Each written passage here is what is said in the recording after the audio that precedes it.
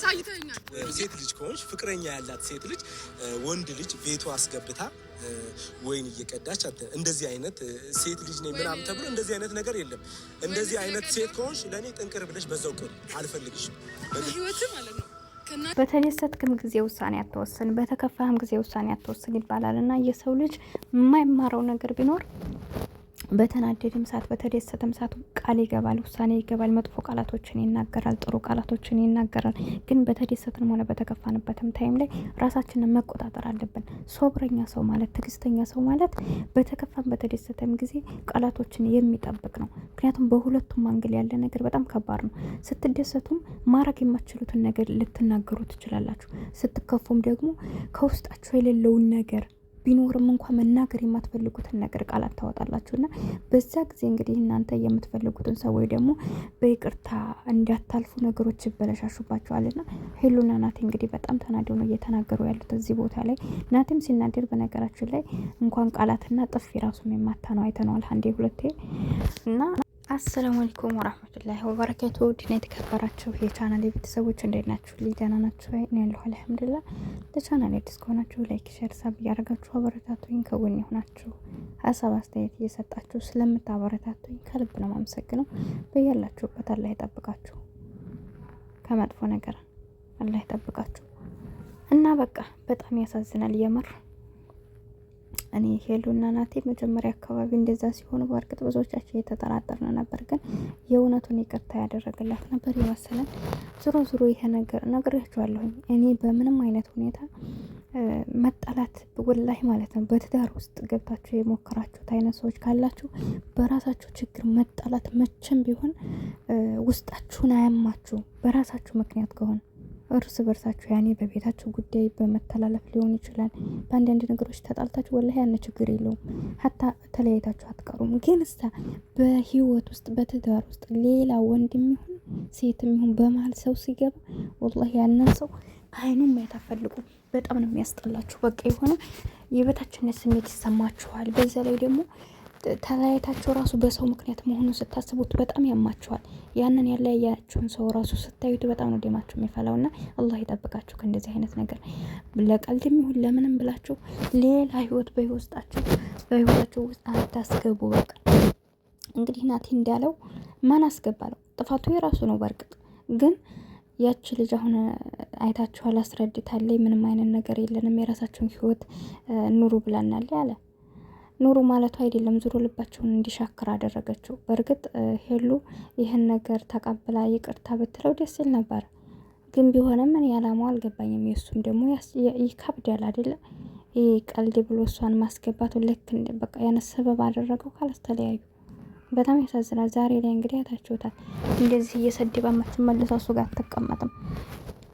አስተግፊሩላህ ሄድመት ወላሂ ለአዚም ምን እየሆነ ነው? እኔ ቪዲዮ ስሰራ ነው የምጫወው። ወላሂ ነው የምላችሁ። አስተግፊሩላህ እናንተ እኮ ልጅ ይመስላችኋል። አይው መጣ ደግሞ ሱብሃንአላህ። ቪዲዮ ስሰራ ሁል ጊዜ በቃ የሱ ድምጽ ይገባል። ኧረ ጨጓራ የተቃጠለ ወላሂ ዝም ባረግ ራሱ እንዲያለ እና ማለት ነበረ አይምሮዬን እንትን አለ እና በጣም ያስጠላል። እና ስለዚህ ናቲ ዛሬ እሱ መረጋጋት ነበረበት። እሱ ያደረገችውን ነው ትናንት ያደረገችው። በእርግጥ በአንድ ቀን እንደዛ እንዳደረገ እሱ ለቀልድ ከሆነ ያንን ነገር ያደረገው መሆን የሌለበት ነገር ደግሞ እኮ ነው የገረመኝ ነገር። እሱ እኮ ለቀልድ እንዲህ አይነት ነገር በአሻንጉሊት ራሱ አይታችኋል። ያንን በዛን ታይም ላይ በአሻንጉሊት ስቀለደው በእንዲህ አይነት አይቀለድም እያለ ነበር። በእርግጥ የእሱ ቀልድ አይደለም እና ምንም ቀልድ ነው ብዬ እሱን ያው ልጅቷ መታ ግን ካሁን በኋላ ሳስብሽ እንደምትወጂው ስለገባኝ ተውኩልሽ አለቻት እንጂ ለቀልድ አይደለም ያደረገው።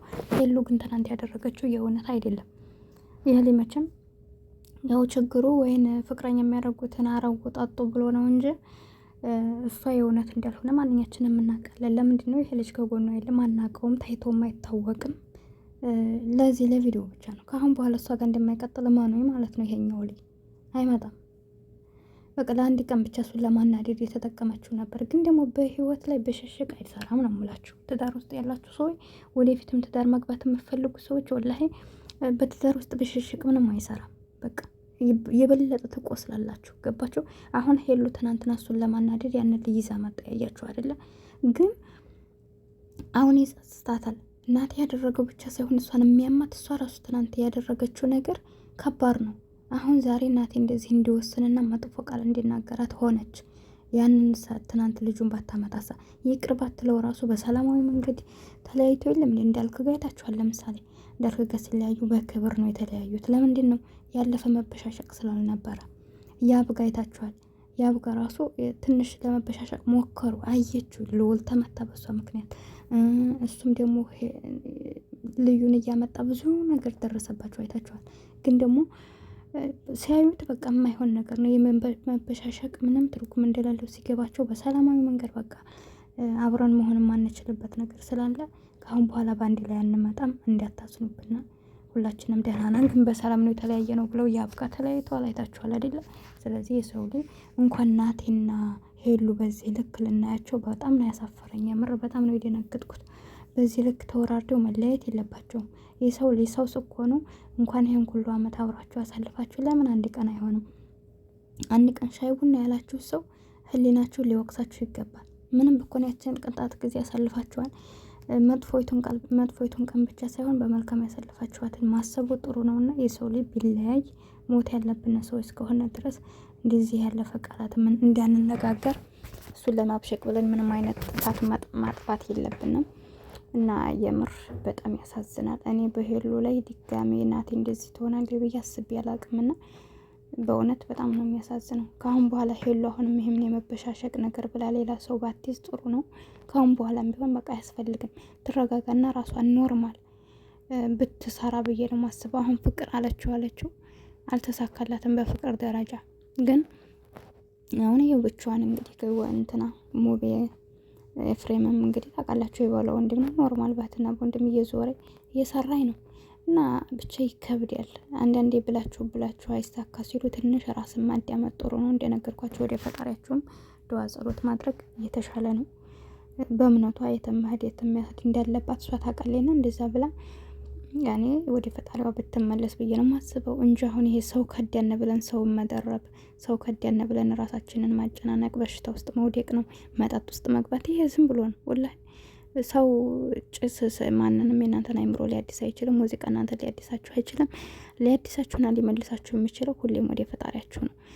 የሆነ መጥፎ ነገር የሚመጣብን እኛ በሰራነው ነገር እንዲሁም መመለስም የሚችለው አላህ ነው። ሁሉ ነገር ሊያደርግ የሚችለውና ወደ ፈጣሪያችን እንመለስ ብዬ ነው ማስበው። ለማንኛውም ያሳዝናል፣ ግን ሁለታቸውም ቸኩለዋል። ይህን ነገር እንደምንም አልፎ አብረው መሆን ነበረባቸው።